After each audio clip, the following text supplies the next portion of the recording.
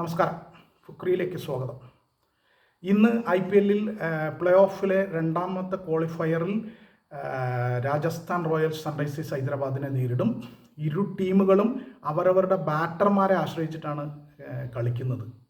Rajasthan Royals അവരുടെ top ഓർഡറിലെ 3-4 ബാറ്റർമാരെയാണ് ആശ്രയിക്കുന്നത്. അത് പ്രത്യേകിച്ച് വൈഭവ് സൂര്യവംശി, 15-കാരനായ വൈഭവ് സൂര്യവംശി അടിവീരനാണ്. ഒപ്പം തന്നെ യശസ്വി ജയ്സ്വാൾ, അദ്ദേഹത്തിൻ്റെ തന്നെ ഓപ്പണിംഗ് പാർട്ട്ണർ യശസ്വി ജയ്സ്വാൾ, പിന്നീട് ധ്രുവ് ജുറേൽ, ഇങ്ങനെ 2-3 കളിക്കാരെ ആശ്രയിച്ചാണ് രാജസ്ഥാൻ റോയൽസ് നിൽക്കുന്നത് ബാറ്റർമാരുടെ കാര്യത്തിൽ. സൺറൈസേഴ്സ് ഹൈദരാബാദ് ആകട്ടെ ഇത് തന്നെയാണ് അവസ്ഥ. അവരുടെ ഓപ്പണർമാരായ ട്രാവിസ് ഹെഡ്, അഭിഷേക് ശർമ്മ, പിന്നീട് വരുന്ന ഹെൻറിച്ച് ക്ലാസൻ, ഇഷാൻ കിഷൻ, നിതീഷ് കുമാർ റെഡ്ഡി.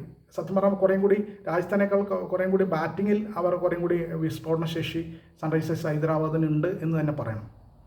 ഇനി ബൗളിംഗ് എടുത്താലും ജോഫ്ര ആർച്ചറെ മാത്രമാണ് രാജസ്ഥാൻ ആശ്രയിച്ചുകൊണ്ട് നിൽക്കുന്നത്. ആർച്ചർ ഇതുവരെ പരാജയപ്പെട്ടിട്ടില്ല, അതുകൊണ്ട് അവർ ഇതുവരെ എത്തി. ആർച്ചറെ അമിതമായി ആശ്രയിക്കുകയാണ് രാജസ്ഥാൻ. അതാണ് അവരുടെ ഏറ്റവും വലിയ ദൗർബല്യവും. അപ്പുറത്ത് ഇഷാൻ മലിംഗയെ പോലെ സൺറൈസേഴ്സ് ഹൈദരാബാദിന് ഇഷാൻ മലിംഗയെ പോലെ ഒരു ബൗളറെയാണ് കൂടുതലായും ആശ്രയിക്കുന്നത്. ഇഷാൻ മലിംഗ ഉണ്ട്, പ്രഫുൽ ലിംഗെ ഉണ്ട്, സാക്കിബ് ഹസൻ ഉണ്ട്, പാറ്റ് കമ്മിൻസ്, അവരുടെ ക്യാപ്റ്റൻ പാറ്റ് കമ്മിൻസ് ഉണ്ട്. അപ്പോൾ ബൗളിങ്ങിൽ അത്ര വലിയ ഫോമിലൊന്നും അല്ല അവർ 1-2 ബൗളർമാരെ ആശ്രയിച്ചിരിക്കുകയാണ്.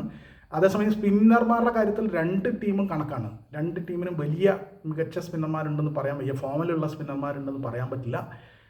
അപ്പോൾ ഇങ്ങനെയാണ് അവസ്ഥ. ബാറ്റർമാർ നന്നായി ബാറ്റ് ചെയ്യുന്ന ടീം ജയിക്കും ഇന്ന്. അതാണ് സംഭവിക്കാൻ പോകുന്നത്. അടിവീരന്മാർ 2 ടീമിലുണ്ട്. അവരുടെ വിസ്ഫോടന ശേഷി ഇന്ന് എങ്ങനെ ഉണ്ടാകും എന്നതിനെ ആശ്രയിച്ചിരിക്കും കളി.